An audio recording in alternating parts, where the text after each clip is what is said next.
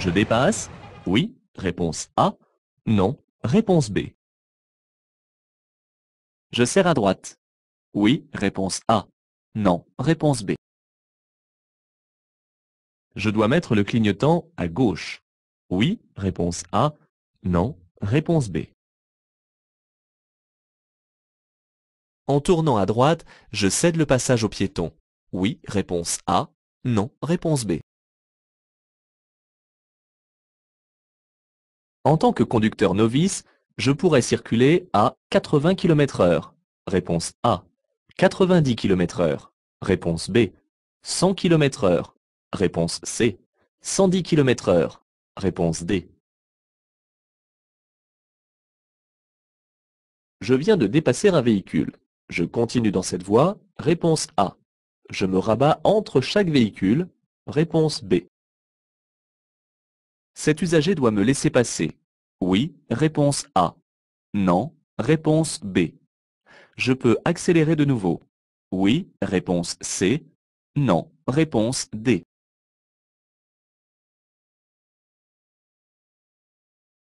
Je suis en période probatoire du permis. Ma vitesse est limitée à 80 km/h. Oui. Réponse A. Non. Réponse B. Rouler ici à cette vitesse est raisonnable.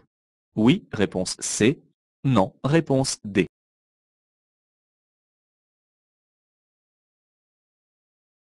Je suis ce camion à bonne distance. Oui. Réponse A. Non. Réponse B. Je maintiens ma position à gauche. Oui. Réponse A. Non. Réponse B. Je ralentis mon allure de croisière. Oui. Réponse C. Non. Réponse D. Je vais rencontrer un carrefour giratoire. Oui. Réponse A. Non. Réponse B.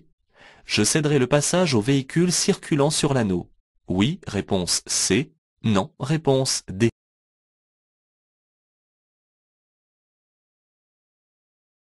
Je ralentis. Réponse A. Je m'arrête au niveau du panneau. Réponse B. Je m'arrête à la ligne de stop à 50 mètres. Réponse C. Je céderai le passage à gauche et à droite. Réponse D.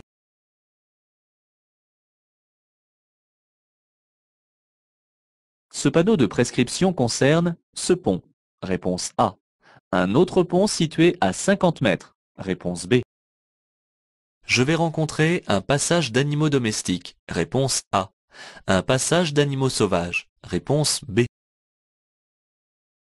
Pour stationner dans cette zone, je devrais laisser mes feux de position allumés. Oui. Réponse A. Non. Réponse B. Je peux m'arrêter dans l'emplacement de droite pour changer de conducteur. Oui. Réponse A. Non. Réponse B. Je peux stationner sur le trottoir de droite. Oui. Réponse A. Non. Réponse B. De gauche. Oui. Réponse C. Non. Réponse D. Pour effectuer un créneau dans un espace limité, j'entre en marche avant. Réponse A. En marche arrière. Réponse B. La présence d'une bouche d'incendie interdit à proximité l'arrêt. Oui. Réponse A. Non. Réponse B. Le stationnement. Oui. Réponse C. Non. Réponse D. Si je dois stationner dans cette descente, en plus du frein à main, je peux passer une vitesse. Oui. Réponse A. Non. Réponse B. Tourner un peu les roues vers le trottoir. Oui. Réponse C. Non. Réponse D. Je peux m'arrêter pour déposer un passager. Oui. Réponse A. Non. Réponse B. Sur l'accotement sont interdits l'arrêt. Oui. Réponse A. Non. Réponse B. Le stationnement. Oui. Réponse C. Non. Réponse D.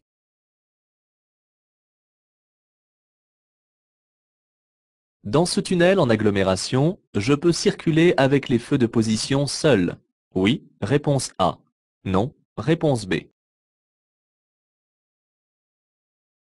Les feux du véhicule indiquent que son conducteur freine. Réponse A. Recule. Réponse B. Ce bus vient tout juste de s'arrêter et je dois m'arrêter à mon tour. J'allume les feux de détresse. Oui, réponse A. Non, réponse B. J'allume les feux de croisement. Oui, réponse A. Non, réponse B. Dans cette situation, je ralentis.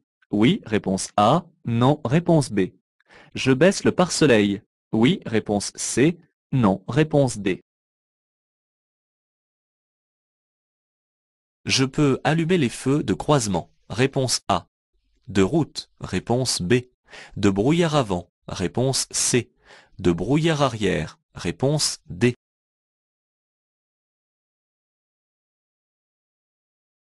Les grands tunnels comme celui du Mont Blanc sont dotés d'issues de survie en cas de feu.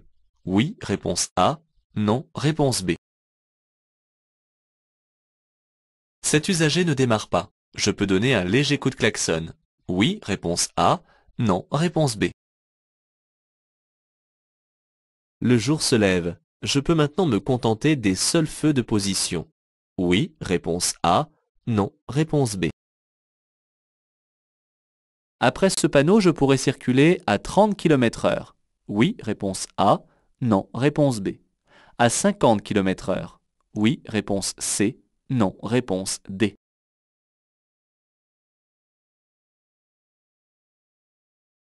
Lorsqu'il y a 3 voies, la voie de droite est réservée aux poids lourds.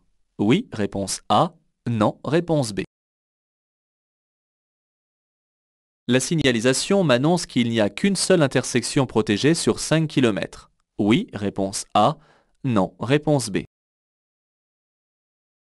Sauf indication contraire, je pourrais tourner à droite à la prochaine intersection. Oui, réponse A. Non, réponse B. La circulation ralentit fortement. J'allume mes feux de détresse. Oui, réponse A. Non, réponse B. Je fais clignoter mes feux de stop. Oui, réponse C. Non, réponse D. Les écarts de direction dus au vent sont proportionnels à ma vitesse. Oui, réponse A. Non, réponse B. Dans cette situation, je klaxonne. Oui, réponse A. Non, réponse B. Dans quelle zone la signalisation annonce-t-elle le plus de risques? Dans la zone 1, réponse A. Dans la zone 2, réponse B. Dans la zone 3, réponse C.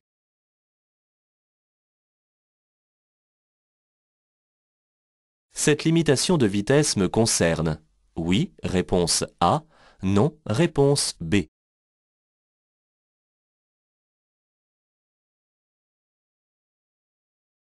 Je ne suis pas concerné par ce panneau qui interdit le dépassement seulement aux véhicules de transport de marchandises de plus de 3 tonnes 5. La circulation se fait ici à sens unique, aucun véhicule n'occupe la voie de gauche derrière moi, je peux dépasser. L'ambulance en face a activé ses feux spéciaux. Je dois donc lui faciliter le passage. Ici, en l'occurrence, l'ambulance doit dépasser le cycliste alors que je suis en face. Je serre à droite dans le renfoncement. Tout changement de direction ou tout écart de trajectoire doit être signalé aux autres usagers à l'aide du clignotant.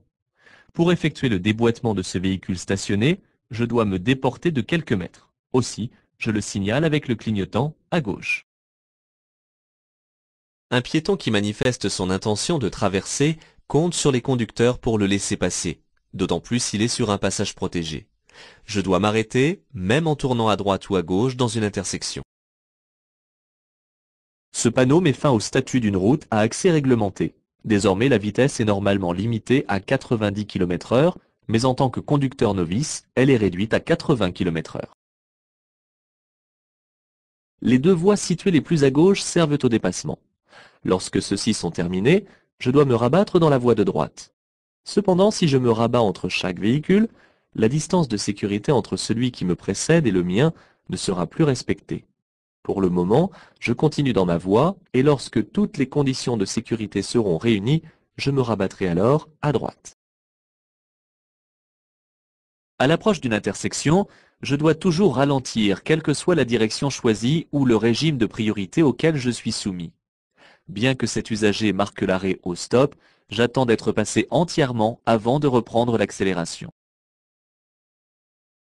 Hors agglomération, la vitesse maximale autorisée pour les conducteurs novices est effectivement de 80 km/h. Cependant, sur cette route étroite et sinueuse, bordée d'accotements étroits et profonds, je n'ai pas beaucoup de marge d'erreur. J'évite donc d'atteindre la vitesse maximale permise. Ma vitesse est limitée à 70 km/h à partir du panneau. J'y suis donc déjà.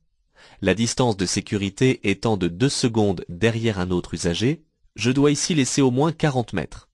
Je circule ici bien trop près de l'usager devant. Lorsqu'un chantier temporaire s'installe sur une autoroute, il est pré-signalisé en force par des camions portant des flèches lumineuses et un panneau de contournement d'obstacles m'obligeant à changer de voie. Je reste ici sur la gauche jusqu'à la fin des travaux. La présence de personnel m'oblige à être plus attentif et à ralentir. Les carrefours giratoires se caractérisent par une signalisation spécifique. Le panneau de direction informe les usagers sur les directions distribuées. Je peux dès à présent savoir comment je vais me placer sur l'anneau. Et le panneau d'intersection indique qu'il faut céder le passage à ceux qui circulent déjà sur l'anneau. Cette signalisation m'annonce qu'à 50 mètres, je vais rencontrer une intersection régie par un stop. J'anticipe et je ralentis dès maintenant. Je me prépare à marquer l'arrêt à la ligne de stop et à céder le passage à gauche et à droite. Dans une route étroite, le panneau est souvent placé avant l'intersection afin qu'il ne soit pas accroché par un camion. Ce panneau interdit l'accès de cette rue aux véhicules dont la hauteur est supérieure à 3,90 m. Cette interdiction, valable immédiatement, concerne ce pont. Attention, seuls les panneaux de danger sont situés à 50 mètres ou à 150 mètres du danger qu'ils annoncent, selon qu'ils sont implantés en agglomération ou hors agglomération. Ce panneau de danger annonce que j'entre dans un secteur pastoral où il peut y avoir des passages d'animaux domestiques et plus particulièrement des moutons. Je reste attentif car leur comportement est imprévisible et je ne klaxonne pas. J'entre dans une zone à stationnement réglementé. Les emplacements de stationnement y sont délimités et n'empiètent pas sur la chaussée. Je n'ai donc pas besoin de laisser mes feux allumés puisque je ne gênerai pas les usagers qui circulent. L'emplacement de droite est un emplacement d'arrêt d'urgence. Comme son nom l'indique, il est réservé uniquement pour les urgences du type crevaison, panne moteur ou encore un malaise. Je ne dois en aucun cas m'y arrêter pour changer de conducteur ou pour stationner. La rue est bordée de trottoirs. Ceux-ci sont réservés à la circulation des piétons. Il est donc interdit de s'y arrêter ou de stationner. Je cherche un parking pour aller stationner correctement. Pour me garer dans un emplacement, je dois m'assurer que la manœuvre peut s'effectuer sans risque pour les autres. Pour stationner en créneau dans un emplacement limité, j'entre en marche arrière pour d'abord entrer l'arrière, car les roues directrices sont à l'avant. Il est aisé de comprendre pourquoi un véhicule arrêté ou stationné devant ou à proximité d'une bouche d'incendie peut gêner. On ne laisse pas même la possibilité d'un arrêt au regard de l'urgence de l'utilisation d'une telle bouche. Je laisse toujours largement de quoi manœuvrer pour un camion. Bien que les freins de parc appelés freins à main soient aujourd'hui fiables, personne n'est à l'abri d'une défaillance. Par mesure de sécurité, je passe la première ou la marche arrière et je tourne un peu les roues vers le trottoir. Je circule actuellement sur un très large boulevard en agglomération où la vitesse est limitée à 50 km/h. En m'arrêtant pour déposer un passager, les autres usagers pourront me dépasser. Aucun panneau ni marquage au sol ne l'interdit non plus. L'arrêt et le stationnement sont interdits sur les voies rapides et sur les autoroutes. C'est le cas ici. La bande d'arrêt d'urgence ne sert que pour l'urgence, comme son nom l'indique, c'est-à-dire pour une panne ou pour un malaise. Et dans ce cas, je place les passagers à l'abri en haut du talus ou derrière le rail s'il existe. Bien que le tunnel soit éclairé, je dois toujours circuler avec les feux allumés, de façon à être bien visible des autres usagers. Ici, je circule dans un tunnel en agglomération.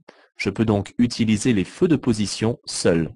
Cependant, il est toutefois préférable d'utiliser les feux de croisement, car ceux-ci sont plus puissants. Les feux rouges des véhicules devant moi m'indiquent que son conducteur a le pied sur la pédale de frein. Il maintient le véhicule à l'arrêt. Les feux de recul, quant à eux, sont de couleur blanche et s'allument dès que l'on passe la marche arrière.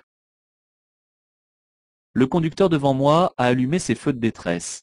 Ils doivent en effet être utilisés lorsque le conducteur est le dernier de la file fortement ralenti. Je dois les allumer à mon tour, mais un usager est juste derrière moi et il s'arrête aussi. C'est plutôt maintenant à lui de les allumer. Bien que ce tunnel hors agglomération soit éclairé, je dois allumer mes feux de croisement afin de mieux voir et d'être mieux vu. Je dois toujours les allumer un peu avant l'entrée dans le tunnel et les éteindre un peu après la sortie pour être mieux perçus par les autres usagers. Je vais passer rapidement d'une zone sombre à une zone fortement ensoleillée, avec le soleil de face, et mes yeux auront besoin d'un laps de temps pour s'adapter à ce changement de luminosité. Afin d'atténuer l'effet d'éblouissement, dès maintenant, j'abaisse le pare-soleil et je ralentis. Quand la visibilité est réduite par temps de neige, j'utilise les feux de croisement pour être vu. Les feux de route sont interdits. Je peux également allumer les feux de brouillard avant qui peuvent remplacer ou compléter les feux de croisement ainsi que les feux de brouillard arrière. Dès qu'on précise qu'il s'agit d'un long tunnel, il existe des règles ou des procédures à connaître pour assurer la sécurité dans la traversée et pour se protéger en cas d'incident mineur ou d'accident majeur. Ces grands tunnels ont tous des abris de ce type, résistants au feu et aux fumées toxiques. Je dois les utiliser et ne jamais en sortir tant qu'un personnel ne me l'a pas dit. Il existe des issues protégées menant vers l'extérieur. L'usage du klaxon est formellement interdit en agglomération en dehors d'un danger immédiat. Ici, je suis plutôt gêné qu'en danger. Un simple appel de feu devrait suffire puisque cette personne regarde vers l'arrière de l'habitacle. L'utilisation des feux dépend surtout de la visibilité et non pas du lever ou du coucher du soleil. Ici, le soleil éblouit et ne permet pas de bien distinguer les véhicules. Les feux de position ne s'utilisant que la nuit en agglomération éclairée, je reste donc avec les feux de croisement allumés. Le panneau de zone 30 est implanté en des lieux très fréquentés par les piétons. Cela permet aux conducteurs d'élargir leur vision et aux piétons de mieux percevoir les véhicules. Après ce panneau de sortie de zone, ma vitesse sera limitée à 50 km/h car je circule en agglomération. En conséquence, je pourrai circuler aussi à 30 km/h. Je dois toujours circuler dans la voie la plus à droite, mis à part lorsque je suis en train d'effectuer un dépassement. Je vais donc songer à me rabattre dans la voie de droite, sans oublier d'effectuer un contrôle à droite. Si je persiste à circuler trop longtemps sans raison sur la voie centrale, je risque une amende. Je ne circule pas sur une route à caractère prioritaire, mais pour les besoins de la circulation, l'axe routier est protégé au niveau de toutes les intersections sur 5 km. Ce panneau indique que la chaussée est à sens unique. Il ne faut pas le confondre avec le panneau obligeant les usagers à continuer tout droit à la prochaine intersection. Sauf indication contraire, je pourrai donc tourner à droite ou à gauche au prochain carrefour. Dans le cas d'un fort ralentissement, je dois prévenir assez tôt les usagers qui arrivent derrière, en actionnant les feux de détresse. Il n'est pas inutile de faire clignoter les feux de stop. Dès que l'usager qui me suit allume les siens, j'éteins les miens. Plus ma vitesse est élevée, plus le vent peut provoquer des écarts importants de trajectoire. Je dois adapter mon allure en fonction de la force et de la direction du vent qui sont données par la manchère. Il est interdit de klaxonner en agglomération, sauf en cas de danger immédiat. Ici, ce n'est pas le cas, car je ne suis pas surpris par la présence de cette dame qui pousse à l'endos. Je me contente de ralentir et de serrer un peu plus à droite. La signalisation annonce un passage piéton à 50 mètres et une limitation de vitesse à 30 km/h à partir du panneau à cause du ralentisseur situé sur ce même passage. L'endroit comportant le plus de risques annoncés par cette signalisation se situe donc dans la zone 2. Je dois être attentif au ralentisseur pour ne pas endommager l'avant de mon véhicule et surtout à la présence éventuelle de piétons sur le point de traverser à cet endroit. Dans les zones 1 et 3, je surveille simplement les usagers que je croise et qui me suivent. On pourrait croire que je suis concerné par ce panneau de limitation de la vitesse à 70 km/h. Mais le panonceau en forme de flèche en dessous enlève toute ambiguïté. Cette vitesse n'est limitée que pour les usagers de l'autre route à gauche et ne concerne que ceux qui souhaitent emprunter la sortie numéro 3 annoncée. Je ne tiens pas compte, où je suis, de cette signalisation.